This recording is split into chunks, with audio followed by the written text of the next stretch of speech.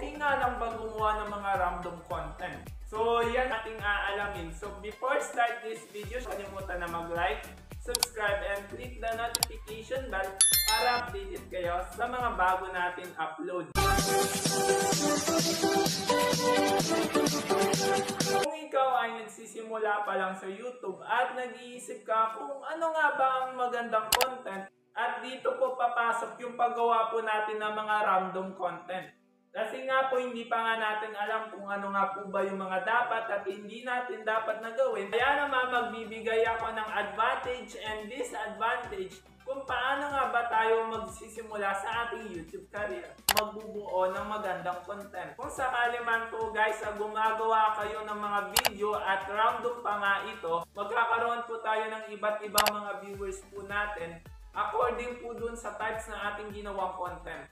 Kasi nga po, yung content po natin is random. So, hindi po lahat ng mga supporters natin isusuportahan po tayo. Kaya nga po, iba-iba yung mga content po natin. So, kung ano lang yung mga gusto ng mga viewers natin, so yun lang po yung kanilang papanoorin. And then, yung mga iba naman, papanoodin nila yung mga iba nating video. For example, gumawa po tayo ng cooking content. Sa next video po natin, gumawa po tayo ng lifestyle.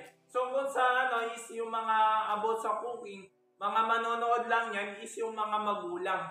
So dahil nga po sila yung mahilig magluto. Yung mga mahilig po gumawa ng mga content about sa kung paano maglinis na bahay, ano ba yung mga dapat at hindi dapat mong gawin para mapalinis ito. Yung po yung mga viewers na manonood po sa atin. So hindi po lahat ng mga viewers po natin na nakasubscribe is tatangkilikin po yung mga ginagawa nating video. Dahil nga po yung mga random po yun, iilang po manonood, bago din tayo mga viewers na nakakakita rin nito.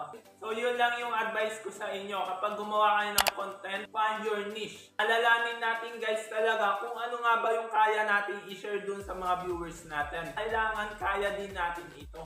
Huwag tayo gumawa ng content na hindi po natin kaya. Kaya para lang po tangkilikin ng mga viewers natin. Pansin nyo yan, no? Minsan halos na-burn out na kayo sa pagwa-YT. Kaya nga gusto ko i-share sa inyo. Pwede din po kayo mag-survey dun sa mga viewers po natin para ma-advise din tayo kung ano nga ba yung mga gusto at hindi nila gusto. Tip number 2. Magulong engagement. Paggawa po natin ng mga random content, maaari po maging magulo yung system ng ating channel. Maguluhan yung mga viewers natin and then pati na rin tayo kung ano nga po ba yung mga magiging next film pa natin dito sa ating channel. Nagsisimula ka na sa YouTube and meron ka na rin mga followers and supporters, so i-advise mo sila na kung ano nga ba yung mga gusto nilang content at kaya mong gawing content. Makakatulong yan para ma-motivate tayo na gumawa pa ng mga content. Step number 3, magkakaroon po tayo ng mga iba't ibang mga uploads sa lifestyle natin. And then meron din po tayo mga content sa mga about sa cooking. May mga about naman sa educational at iba pa mga topic. Dahil wala po tayong finalized niche. Napakahirap na senaryo din yan actually guys nung nagsisimula ako sa YouTube. Ano ba yung mga dapat nating i-advise sa mga viewers po natin sa paggawa ng content? Ngayon naman pag-usapan natin kung pwede nga ba gumawa ng mga random content. Ang sagot po natin dyan, yes. Or depende po yun sa inyo.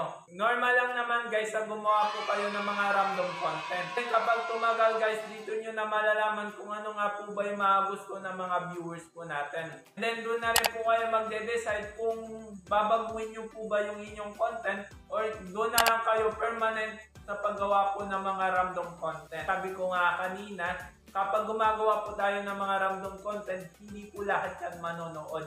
So may mga bago po tayo magiging new subscribers and may mga tao po mga susuporta sa atin na gusto po yung content o yung video natin na produce. Ganun pa man guys, kahit anumang video ang inyong i-produce, basta palagi natin tandaan na hindi po nakakapinsala yan sa mga viewers po natin, hindi po nakakasakit at hindi po yan nakakabahala. Gumawa po tayo kung ito ang kagustuhan po natin. Iwasan lang natin gumawa ng mga impormasyon na hindi naman talaga kailangan. Kaya naman mga fake news. Tangkilikin pa rin yung mga ating mga pinuproduce na video. Kung ano nga po ba yung mga ina-advise natin sa mga viewers natin, kailangan makatotohanan yan guys.